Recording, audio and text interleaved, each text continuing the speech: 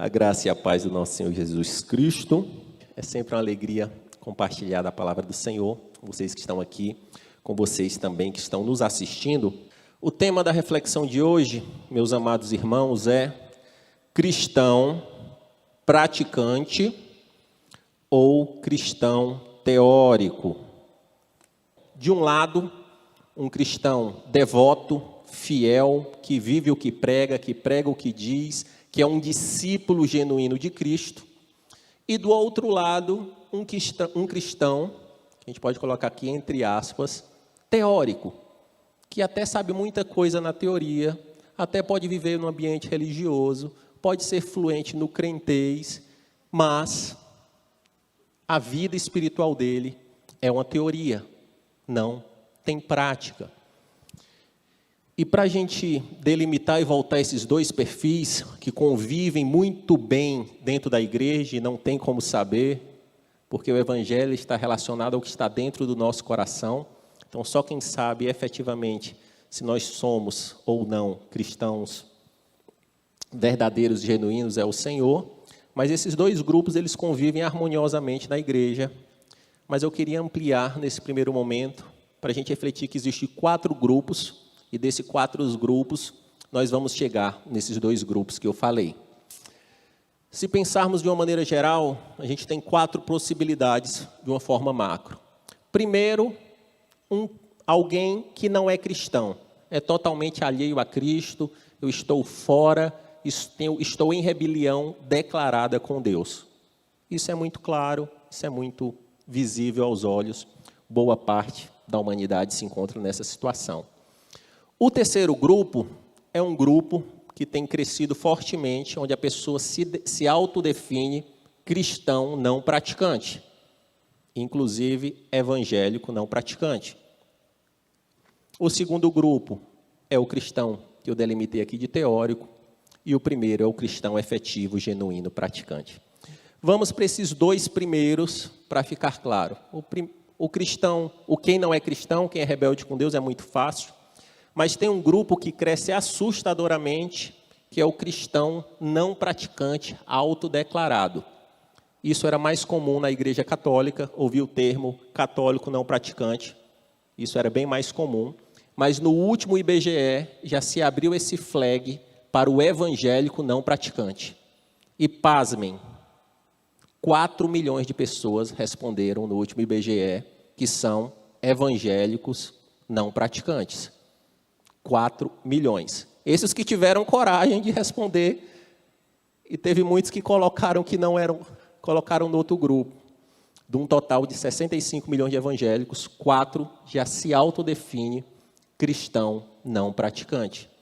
Mas você pensar em fé, em crença de uma forma não praticante é algo meio absurdo. Porque não tem teoria, não tem não praticar uma fé. É a mesma coisa de você, extrapolando o argumento, pensar em ser um vegano não praticante. Não, eu sou um vegano não praticante, como carne. Não, eu sou um monge zen budista, mas ando totalmente atribulado, não me recolho do mundo. Não tem sentido algum. Não, eu sou um atleta não praticante. Visto a roupa, me paramenteio, boto a foto, coloco no Instagram e tiro tudo e guardo. Mas isso é hilário nas outras partes da vida, e quanto mais na fé. Tem muita gente que está vivendo assim, assumindo um cristianismo, uma fé teórica, uma fé não praticante. Infelizmente, isso é mais comum do que o que nós pensamos. Fechando esse parênteses inicial, voltemos ao nosso grupo, que somos nós, aqueles que estão em unidade com os irmãos, que frequentam a igreja, e que lá no IBGE não colocaram que eram cristãos não praticantes. Não, ali colocaram sou evangélico, sou cristão. Esse número deve estar perto de 70 milhões de pessoas. Mas quando a gente pensa nesse número e do impacto pífio que ele tem na nossa geração, isso chega a ser assustador e muito triste. Porque o próprio Mestre Jesus, ele falou para sermos sal da terra e luz do mundo. E se a gente pegar uma proporção de sal para dar tempero, é uma mínima proporção para dar todo um sabor em algo que é maior. Então, quando a gente pensa qual o sabor, esses 70 aproximadamente milhões de evangélicos declarados de IBGE estão dando à nossa nação. Se somarmos com os irmãos católicos, 90 e tantos % do Brasil se declaram cristão. Mas quando a gente vê para a prática, para o resultado, para o fruto, é muito antagônico. Como assim, Júnior, é antagônico? Não, com o evangélico é diferente, não. Infelizmente, não. Com os evangélicos nominais, não estou falando discípulos de Cristo. Porque hoje o percentual de divórcio entre aqueles que se colocaram lá na pesquisa do IBGE, que são evangélicos, está no mesmo patamar de quem não é. Cadê a diferença? Nesse mesmo conceito, é muito comum ver pessoas que se declaram evangélicos e quando vê preso por violência doméstica, por não pagar a pensão alimentícia, caindo em escândalos de corrupção, quer seja na política ou em empresas, ouvindo de uma pessoa que era do meandro político, não generalizando, mas boa parte da bancada evangélica é altamente corrompida, altamente com o rabo preso em esquemas financeiros. Mas esse mesmo, com essa teoria, eles estão defendendo os valores morais da família. Então, esse antagonismo, essas coisas que não fecham, é o que o Senhor quer trazer à tona para nós. Não para eles, para nós. Que a gente possa refletir nessa manhã, se nós somos cristãos praticantes, discípulos de Cristo, fiéis, ou a fé é uma utopia, um engano, uma teoria. E que em nome de Jesus, o Espírito Santo traga essa revelação para nós. E essa diferença entre teoria e prática já era muito comum na Bíblia, no Antigo Testamento. O povo de Moisés cresceu sabendo o que tinha que fazer, mas não fazia. Então, na teoria, sabia o que tinha que fazer, mas na prática, não fazia. O próprio Jesus nos deixou um ensinamento magnífico entre essa ambiguidade, entre esses caminhos distintos, em Mateus capítulo 7, onde ele falou: aquele que ouve as minhas palavras e as pratica é como um homem prudente que constrói a sua casa na rocha. Mas aquele que ouve a palavra e não pratica é como um insensato, como um tolo, como um teórico que constrói a sua casa numa areia. Vamos abrir as nossas Bíblias, chegando no texto bíblico. Tiago, carta de Tiago, capítulo 1. Por gentileza, deixe aberto.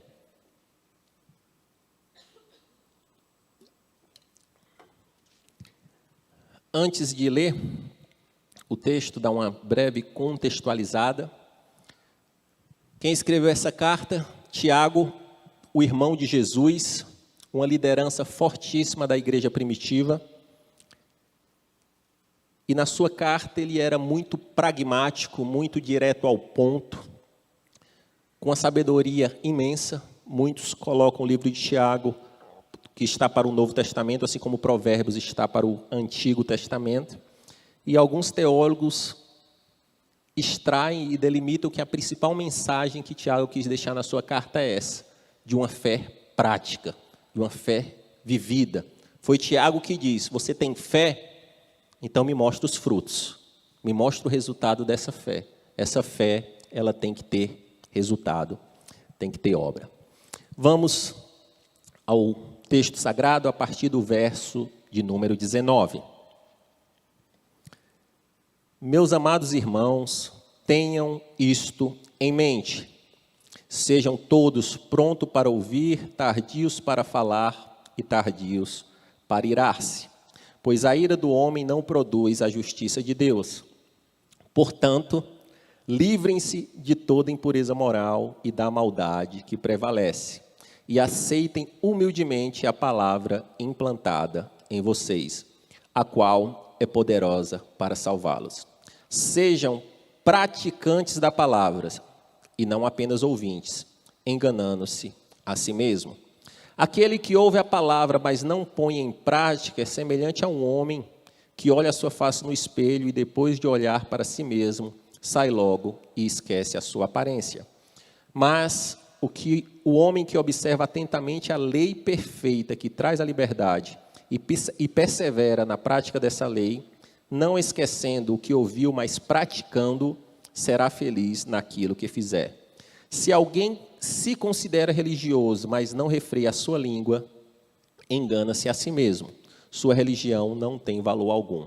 A religião que Deus, o nosso Pai, aceita como pura e imaculada é esta: cuidar dos órfãos e das viúvas em suas dificuldades e não deixar se corromper pelo mundo. Dentro desse trecho muito prático, eu extraí aqui 7 lições, 3 delas sobre o crente teórico, sobre o cristão teórico, uma sobre como sair da teoria e ir para a prática, e 3 lições sobre o cristão genuíno, praticante, discípulo de Cristo. A primeira lição, meus amados irmãos, nesse campo do cristão teórico é: o cristão teórico engana-se a si mesmo. Ele não engana ninguém. Ele acha que está enganando a família, pode estar achando que está enganando o pai, no caso de um jovem, pode estar enganando o pastor, o seu líder. O cristão teórico, ele engana a si mesmo. Vamos lá nos versos 22 e 26, diz assim: sejam praticantes da palavra e não apenas ouvintes, enganando-se a si mesmo. No 26 ele fala: se alguém se considera religioso, mas não refreia a sua língua, engana-se a si mesmo. Sua religião não tem valor algum. Num texto relativamente curto, ele traz a palavra enganar a si mesmo 2 vezes. Isso é uma estrutura de narrativa onde ele reforça o que ele quer falar. E aqui ele falou: então, se você ouve a palavra e não pratica, você engana a si mesmo. Se você diz que é religioso, que é crente, que é gospel, mas não refreia a sua língua, você engana a si mesmo. E aqui ele fala que não é o inimigo que engana, não são os demônios, não é é você mesmo que se engana. E não é necessário ninguém para enganar. Nós temos a capacidade de muitas vezes estar na contramão do evangelho genuíno por nós mesmos, através do auto-engano. E muito cuidado, e aqui o que Tiago faz, ele dá um alerta: cuidado, cuidado, cuidado. Você pode pensar que é e não ser, você pode achar que está no caminho e que está correto e não está. Como o Edu sempre gosta de falar, coloque as barbas de molho, fique atento, porque você pode vir ao culto, você pode ter Fortinha Gospel nos seus perfis, você pode ouvir podcast, YouTube, uma série de questões aí no dia a dia, mas se essa fé não virar prática, é engano, é auto-engano. E eu queria trazer um exemplo nesse sentido, meus amados irmãos, que me impactou. Há um tempo atrás, acho que uns 2 anos atrás, eu fui fazer um procedimento de saúde e recebi aquela anestesia, mas eu estava meio grogue, mas nem 100% ainda, eu estava ali. A anestesia estava fazendo o efeito, o médico aplicou a anestesia e saiu da sala. E ali eu, meio quase apagando, eu vi que entraram 3 pessoas na sala, das quais eu não lembro a feição, mas pelas vozes, claramente via que eram 2 meninas e um moço.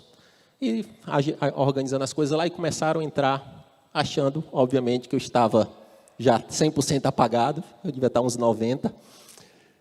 E começaram a falar da vida, dos costumes, da farra, das prevaricações da vida, aquilo e aquilo outro.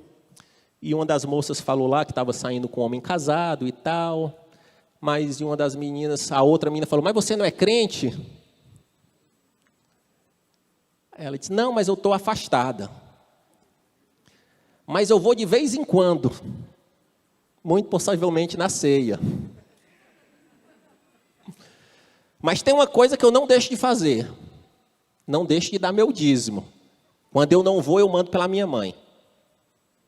Gente, isso pode ser tão absurdo e esdrúxulo, mas é mais comum do que o que a gente imagina. Se o IBGE bater na porta, mandar o formulário e perguntar qual é a religião, ela vai dizer evangélica, cristã, ama Jesus, queridinha de Jesus. Mas a prática está em discordância com isso, que nós tenhamos cuidado. O segundo ponto é, que Tiago elencou aqui, algumas ações, não são todas, porque o repertório é vasto, mas ele pensou aqui algumas ações de um cristão teórico. Versos 20, 21 e 26. No verso 20, ele fala a respeito da ira, pois a ira do homem não produz a justiça de Deus. No 21, ele fala, livrem-se de toda impureza moral e da maldade que prevalece. No 26, se alguém se considera religioso, mas não refreia a sua língua, a sua religião, não tem sentido algum. E aqui ele coloca algumas ações, alguns resultados de um cristão teórico. Ira, impureza moral, maldade, não refrear a língua. Então, amado irmão, nós, como discípulos de Cristo, temos que ter cuidado com a ira, com o excesso de raiva, com o destempero. Isso é algo que nós temos que ter cuidado. Temos que ter cuidado com a língua, e sabendo disso, Tiago deixou uma boa parte do capítulo 3 dedicado a isso. Como a língua, um dos menores órgãos do corpo humano, tem capacidade de produzir vida ou morte. Mas no verso 21 ele deixa 2 pontos que são centrais nesse entendimento de um cristão teórico. Ele fala de impureza moral. E essa impureza moral, na raiz dessa palavra no original, ela tem a mesma ideia de um tecido, como essa minha camisa aqui, extremamente branca, que é manchada. É como se você tivesse um tecido puro, cristalino, que era para ser um tecido santo, no sentido de santidade, e essa impureza moral, ela é espirrada de sujeira.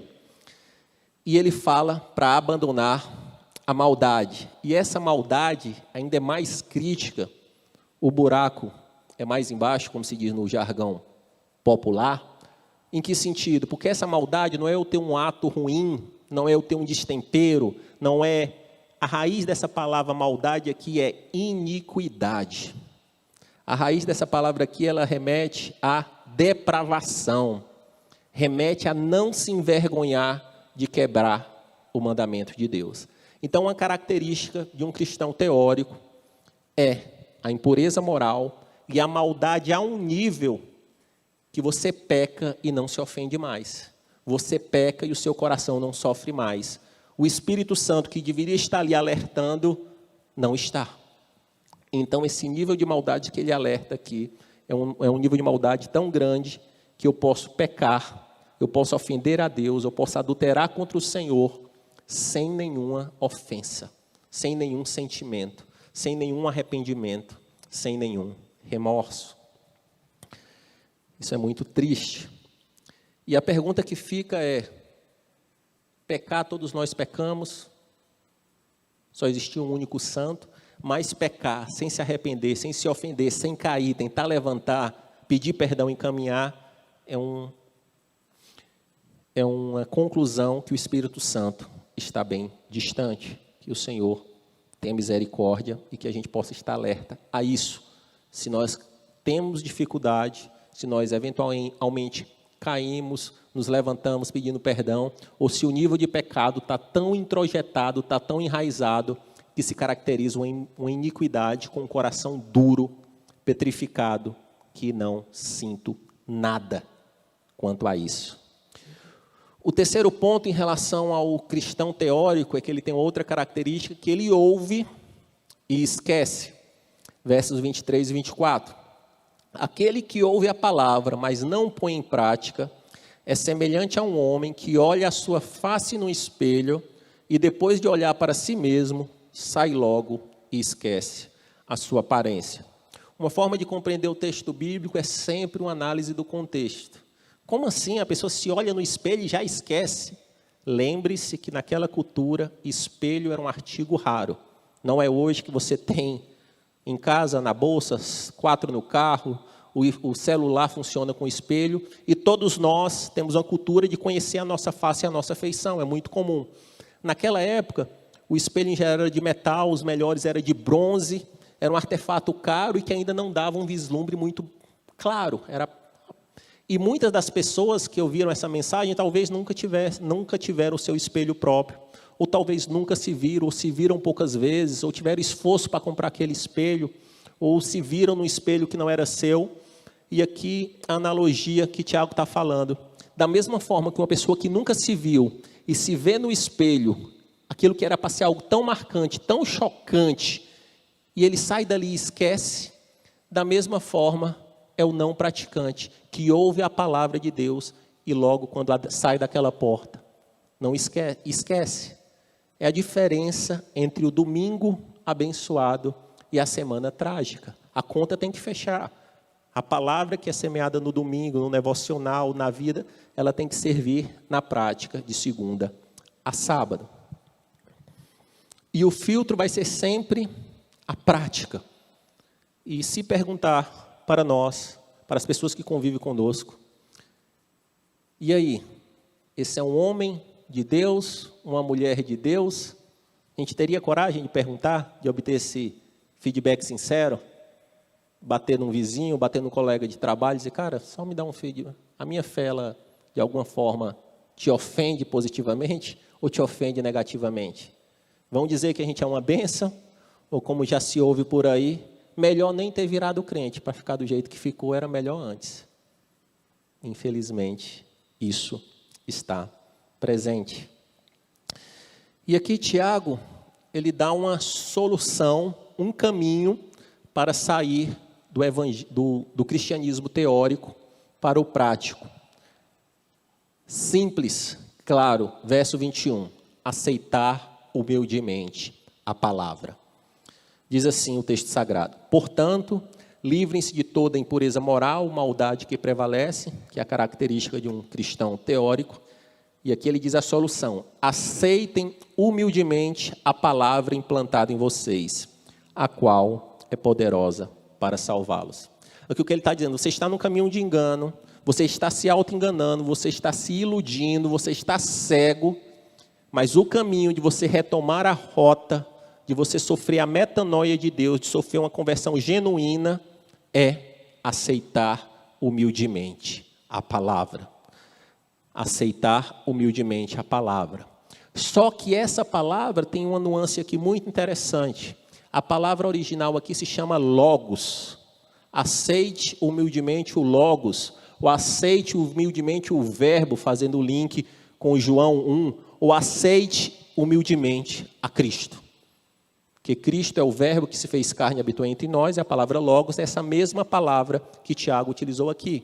Então você quer sair dessa teoria, você quer sair dessa prática, dessa hipocrisia, você quer sair desse mundo de mentira e de auto-engano, aceite humildemente a palavra, e a palavra que é uma pessoa, que é o próprio Jesus Cristo.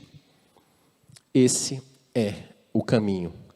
E aqui ele reforça a palavra humildade, porque sem humildade, sem arrependimento, sem se ver como um pecador, como um falho, você nunca alcançará a justiça de Deus. Nunca alcançará a justiça de Deus. E agora vamos o que ele identificou como um cristão praticante. Quais características? A primeira característica de um cristão praticante, de um fiel discípulo de Cristo, de um cristão genuíno, é que ele vive, age e faz de acordo com essa fé. 22, Tiago 1:22. Sejam praticantes da palavra e não apenas ouvintes. Essa palavra praticante quer dizer executor, realizador, alguém que cumpre a lei, alguém que obedece a Deus. Então, se você quer efetivamente, o que vai distinguir se você é um praticante ou teórico é se você obedece a Deus, se você obedece a sua palavra, se você se sujeita a Cristo, se Ele é o centro ou não da sua vida.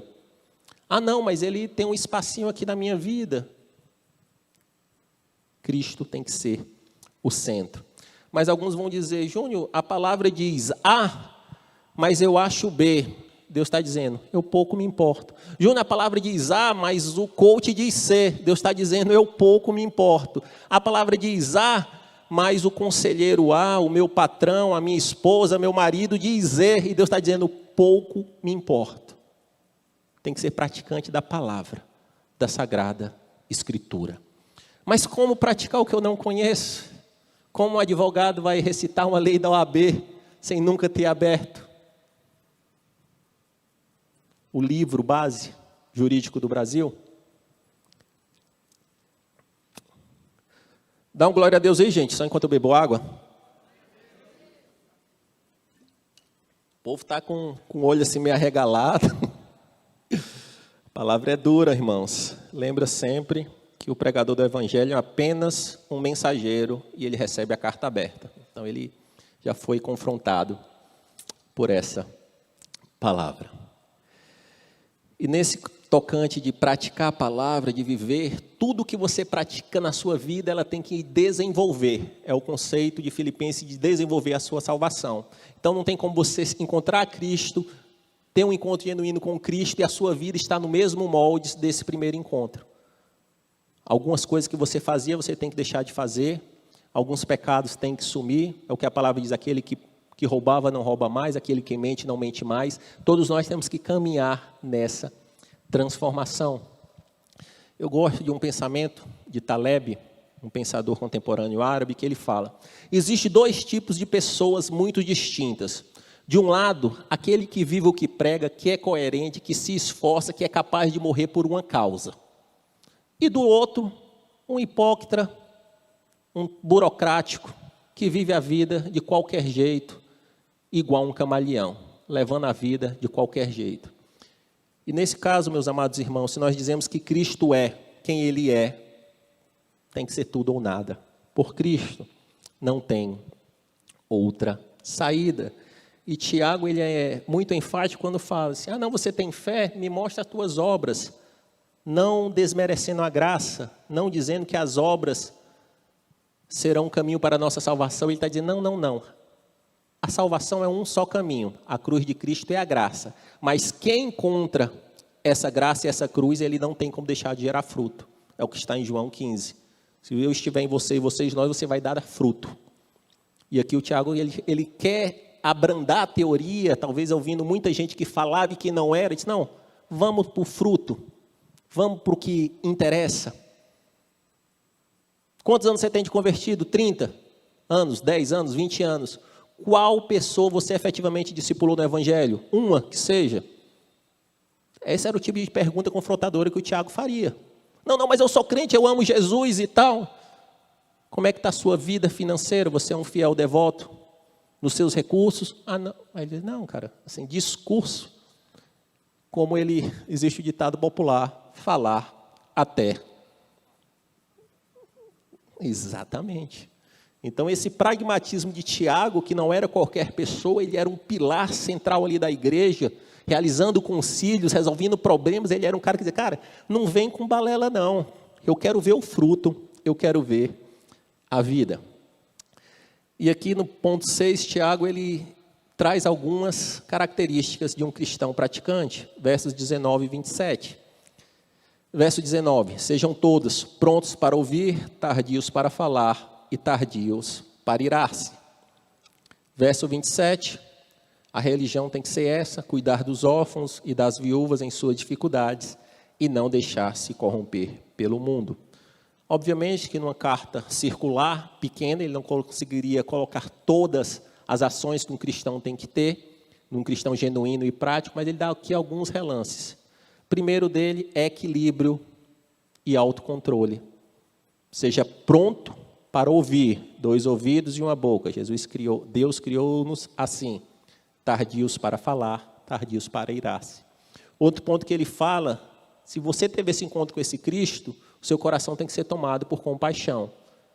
Alguém devia falar isso para ele, disse, cara, você ajudou algum órfão, alguma viúva, que é a parte mais sofrida da nossa sociedade, mais abandonada? Eu quero ver esse evangelho teórico chegando nessas pessoas, que é o que a pastora Raquel falou aqui, do Maná em Solidária, abrindo esse parêntese, que é um ministério que nós, enquanto corpo de Cristo, movidos por esse amor, tocamos a vida de outras pessoas. E aqui no 27 ele fala algo muito claro, que é ser cristão praticante é não se corromper pelo mundo. Se a gente é um cristão praticante, ele deixa muito claro, você é um cristão praticante, um discípulo de Jesus devoto, o mundo vai querer lhe extrair, vai querer lhe sugar, vai estar toda hora se oferecendo para você como um banquete apetitoso. Mas Tiago fala, você que é um cristão praticante, real, genuíno, você não vai se corromper pelo mundo. Essa palavra corromper é a raiz de estar incontaminado, ele não se contamina com o mundo. Em 1 João 2,15 diz, não amem o mundo, nem o que há nele. Se alguém amar o mundo, o Pai não está nele. Dentro desse conceito, John Wesley ele tem um pensamento muito interessante que ele diz, é impossível, é ambivalente o cristão querer viver harmoniosamente com o mundo. Não tem como. O cristão, ele não vai conseguir usufruir do mundo. Não vai, dentro do que o mundo oferece. Não estou dizendo que o cristão é para ser um monge, sem alegria, sem vida, não. Mas dentro do que esse mundo caído oferece, de toda a perversidade, Wesley falou, cara, já tem clareza que se você quer Cristo, você não vai usufruir desse mundo aqui. E ele fala, e você que é um mundano, você nunca verá Deus. Nunca verá Deus. Essa vida temporal, essa vida apetitosa, ela tem um fim, e esse fim não será o encontro com Deus. Ponto 7, finalizando aqui a reflexão sobre o cristão praticante, ele deixa aqui um tesouro no verso 25, uma promessa para nós, que o Senhor tenha misericórdia de nós e que nós sejamos achados cristãos praticantes. Aqueles que forem achados, ele diz o seguinte, mas o homem que observa atentamente a lei perfeita, que traz a liberdade, e persevera na prática dessa lei, não esquecendo o que ouviu, mas praticando, será feliz naquilo que fizer. Então, esse final está dizendo, será feliz naquilo que fizer. Então, aqui ele está deixando uma promessa muito clara para todos nós. E aqui ele diz que essa palavra, ao contrário do que o mundo diz, ela traz liberdade. Ele começa dizendo, observe essa lei que traz liberdade. O mundo vai dizer que seguir a Cristo é uma prisão, mas na verdade a gente vive João 8,36. Se o Filho vos libertar, verdadeiramente sereis livres. Não queremos mais nenhuma amarra, não queremos mais nada que nos prendam, porque Cristo efetivamente nos libertou. E ele fala que não é só ter esse contato com esse Cristo, ele usa a palavra perseverar nessa prática. Então é um conceito de longa distância que Paulo falou, que o fim é melhor do que o começo. Não adianta começar bem e se perder no meio do caminho. Tem que perseverar dia após dia em conhecer esse Deus e prosseguir em conhecê-lo. E ele fala que, diferente do cristão teórico que esquece, ele fala, esse não esquece. Ele medita, ele reflete, ele vive praticando. E ali ele finaliza dizendo, será feliz naquilo que fizer. Mas a Bíblia ela é magnífica, porque ela se completa, ela se encaixa, ela se auto-explica. E a palavra que está aqui em feliz, é a palavra que quem assiste o Maná Diário, o Paulinho fez uma série magnífica sobre isso, que é a palavra Macários. Não é a felicidade que o mundo dá. Não é uma felicidade momentânea que você está feliz agora e depressivo depois. Não é uma felicidade pautada em desejos sexuais, em drogas, em alucinógenos, não. A felicidade aqui é o extremamente feliz, é o bem-aventurado, é uma felicidade que o mundo não dá. Então, essa felicidade é a promessa para nós, que o Senhor nos diz. E fazendo esse link entre esse Macários aqui que Tiago falou, com o capítulo 5 de Mateus, quais promessas tem para aquele que persevera, que é extremamente feliz? As promessas são essas. Deles é o reino dos céus, serão consolados, receberão a terra por herança, obterão misericórdia, verão a Deus e serão chamados filhos de Deus. Então, assim, o mundo vai estar num sofisma dizendo, venha para o mundo, viva o mundo, usufrua. E aqui Tiago está dizendo, persevere. Viva essa palavra, se debruce na palavra, viva de acordo com esses preceitos, que para o mundo está dizendo que você está perdendo, mas aqui ele está dizendo que existem promessas para essa terra e para a vindoura, que nós possamos viver com esse entendimento. E talvez a pergunta que fica é: e o que é que isso tem a ver com a minha vida, Júnior? A primeira pergunta, que a minha oração inicial era que aquele espelho que Tiago fez a alusão lá no início, ele tenha se levantado no nosso coração através do Espírito. Que cada um de nós tenha feito uma reflexão genuína de como está o meu coração e a minha vida diante desse Deus efetivamente. Se é uma vida prática, genuína de um discípulo, ou uma hipocrisia religiosa, uma falácia, uma teoria. E lá no mundo antigo, Tiago já alertou sobre muitos cristãos que estavam se auto-enganando, muitos cristãos nominais que estavam se iludindo, e quanto mais nos nossos tempos, meus amados irmãos, que tudo tem um pouco de evangelho, mas não é o evangelho no todo.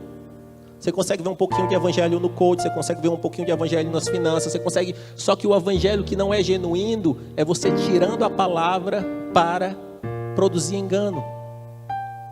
E como viver para não ser enganado? A mesma receita que Tiago deu para aquela igreja primitiva é a nossa. Aceitar humildemente a palavra. Viver humildemente com essa palavra. Aceitar essa palavra que se chama Jesus Cristo, o Logos de Deus, o Verbo que se fez carne e habita entre nós hoje. É a única forma de nós sobrevivermos nesse mundo caído, perdido. Não tem outra. E para aqueles irmãos ele falou: cara, aceita essa palavra, mas fica sempre atento no que essa palavra está gerando em você, na sua família, nas pessoas que têm relação com você, porque não tem como ser afrontado, confrontado por Jesus e não sofrer uma metanoia e começar a reverberar esse amor. Não tem como. E isso continua para nós hoje, que nós possamos refletir se esse amor de Cristo, ele chegou em nós e parou em nós. Então será que foi o amor de Cristo? Será que parou? Será que foi o amor de Cristo? Porque fala-se de um amor que ninguém pode dar, de um amor extravagante, de um amor incompreensível, incomensurável, transformador, mas vem e eu tenho uma capacidade humana de reter esse amor? Não. Esse amor ele tem que chegar em nós e reverberar. Ide por todo mundo e fazer discípulos, batizando em nome do Pai, do Filho e do Espírito Santo. Esse é o nosso grande desafio. E outra pergunta que vai ficar de ordem prática: mas Júnior, eu entendi, eu estou confrontado, o Espírito Santo está falando aqui em mim, mas eu queria qual o passo, o que eu devo fazer para me tornar um cristão praticante? Já falei, aceitar humildemente essa palavra, se arrepender. Que muitas pessoas aceitam Cristo, amam Cristo, acham Cristo um cara legal, mas não se arrepende genuinamente dos seus pecados, não tem os seus pecados nominais, que escreve de Jesus: eu não aceito mais isso na minha vida, me ajuda, eu me arrependo, transforma a minha vida, muda a minha história. O segundo ponto é arrependimento. O terceiro ponto é sair da superficialidade, da mediocridade do evangelho do mínimo necessário, onde muitas pessoas vivem o evangelho preocupado em não ir para o inferno e não de usufruir de um relacionamento com Deus. Aquele que está vivendo com medo de ir para o inferno, meu irmão, muito provavelmente estará lá, porque o medo, a palavra diz que o amor lança fora todo medo. Nós temos que estar em Cristo por amor e não por medo, Sair dessa superficialidade é o que está lá no livro de Ezequiel, que diz que você pode iniciar no evangelho com a água batendo nos tornozelos, mas não pode parar aí, ela tem que chegar no joelho, ela tem que chegar aqui, tem que nos transpassar, e quando percebermos, nós devemos estar sendo tomados e levados pela corrente do Espírito. E tem que praticar, meus amados irmãos, as disciplinas espirituais. Você não reinventou a roda da igreja. Desculpa lhe dizer isso. Não, mas eu estou criando a minha forma de se relacionar com Deus. Então quer dizer, tudo que está escrito está errado? Todos os ensinamentos históricos estão errados? Porque as pessoas que fizeram a diferença ao longo da história, elas tinham 3 coisas básicas. Não tem que reinventar a roda: oração, palavra e jejum. Jejum, oração e palavra. Você pode fazer o mix que tem, mas vai bifurcar nesses 3. Não tem como ser um cristão praticante se você não ora E não estou falando a oração aqui do domingo, não estou falando a oração que você faz lá automática na hora da refeição, ou uma oração que você faz quase sonolento, Senhor, abençoa os meus pecados, amém, não. É uma oração sincera, contrita, pautada em conhecer uma pessoa, em se relacionar com uma pessoa, em falar e ouvir essa pessoa. Ler a palavra não é... Se Cristo é tudo que nós dizemos que Ele é na nossa vida, como podemos viver sem se relacionar com a sua revelação viva, que é a palavra de Deus? Jesus, eu te amo, mas não amo a tua palavra. Gente, não pense, e a nossa igreja é uma igreja que tem pilar da palavra, mas não pense que todo o esforço humano entre pastores da nossa igreja, mestres da igreja, vai ser suficiente para lhe dar a profundidade bíblica que você precisa. Não vai ser. Tem que ser a Bíblia aberta, um marca-texto, uma caneta, um caderno, escrevendo e pedindo, Senhor, me fala. Não, mas eu não entendo. Marca lá, não entendi, e ora, pede revelação do Espírito. Não tem como terceirizar isso. Spurgeon diz que uma leitura superficial da palavra é a mesma coisa que não ler. Que a palavra de Deus diz que a gente tem que ler a palavra como aquele que procura tesouros escondidos, pérolas preciosas. Jejum, meus amados irmãos, é uma disciplina espiritual que caiu no desuso. Não vai no médico para ver se você não pode ter problema. Tirando raríssimas exceções, todos nós temos capacidade de fazer jejum, meu amado irmão. Cada um na sua capacidade, cada um na sua característica. Mas isso é uma disciplina espiritual forte para enfraquecer a nossa carne, fortalecer o nosso espírito. E você pode ver muito cristão fazendo jejum intermitente por questão fitness, e não um jejum real, sincero em você. Diz, Jesus, eu vou pegar algo que eu gosto, eu vou me abster de comida por um certo tempo, 12 horas, 24 horas, para te ouvir, Pai, para te ouvir, para te sentir. E que em nome de Jesus, meus amados irmãos, a gente possa mudar de rota nesse ano, não ser um ano de muita teoria, de muita falácia. E se Tiago estivesse conosco, como um grande homem da igreja, chegasse, Júnior, senta aqui, vamos falar das tuas obras, dos teus frutos. Não, Tiago, não. Isso aí eu já passei. Eu quero que você mostre as suas obras, os seus frutos. Se a gente tivesse essa conversa, mas mais do que Tiago, nós temos que temer o Supremo Senhor, que todo homem, toda mulher vai chegar uma hora que vai ter que se apresentar diante dele, meu amigo. Diante do Senhor dos senhores, do Senhor do universo, aquele que sonda mente e coração, e vai ter que sentar e explicar. Isso não é para nos dar temor, gente, isso é para nos dar coragem, pedir perdão e recomeçar e mudar. Mas se a gente pratica essas disciplinas espirituais e esse amor nos envolve, não tem como parar.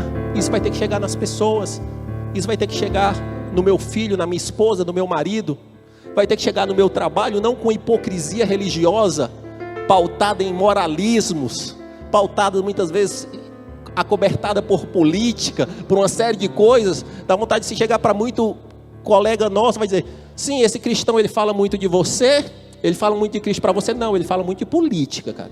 Eu sei todas as ideologias políticas, quer seja de esquerda, de direita, desse cristão, eu sei. Ele defende muito claro.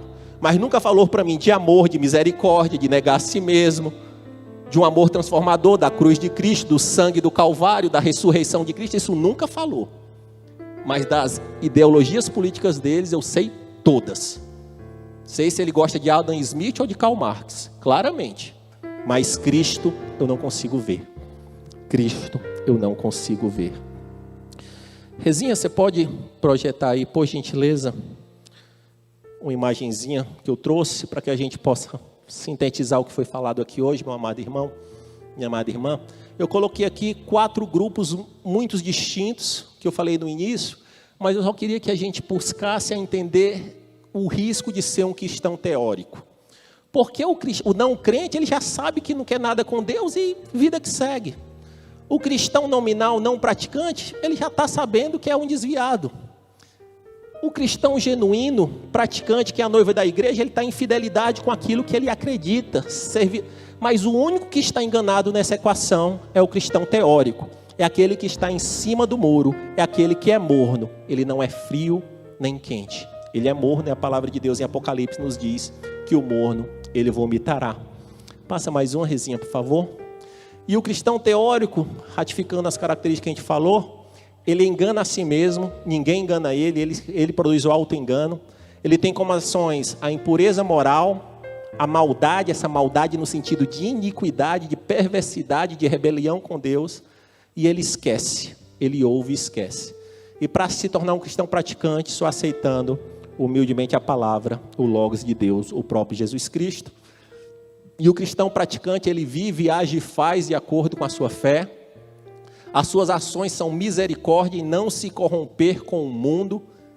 Ele não se deixa ser tragado pelo mundo. E para esses tem uma promessa, ele será feliz. Em nome de Jesus. Baixe as luzes, Rê, por favor. Obrigado. E sobre o impacto de um cristão praticante genuíno, do impacto daquele sal que eu falei lá no início, eu queria finalizar com uma história real, nossa, contemporânea, que cada um pode buscar na internet e vai saber dessa história. Se os 70 milhões de brasileiros fossem o que diz que são, o mundo seria outro. Mas tem um exemplo de uma prisão que fica em Belize. Belize é um pequeno país da América Central, um país muito pobre, com 400 mil habitantes, um país tragado pela criminalidade, uma das maiores taxas de mortes per capita do mundo. Esse paizinho pequeno tem uma única prisão central, e na década de 90, com a criminalidade muito alarmante e com o país extremamente quebrado, o governo ele não tinha mais como dar conta daquela prisão. Ele praticamente largou as pessoas lá para morrer à sua própria sorte. Mas um grupo de cristãos, uma ONG, levantou a mão e disse: eu posso assumir esse BO aí. Patrocinado por alguns empresários.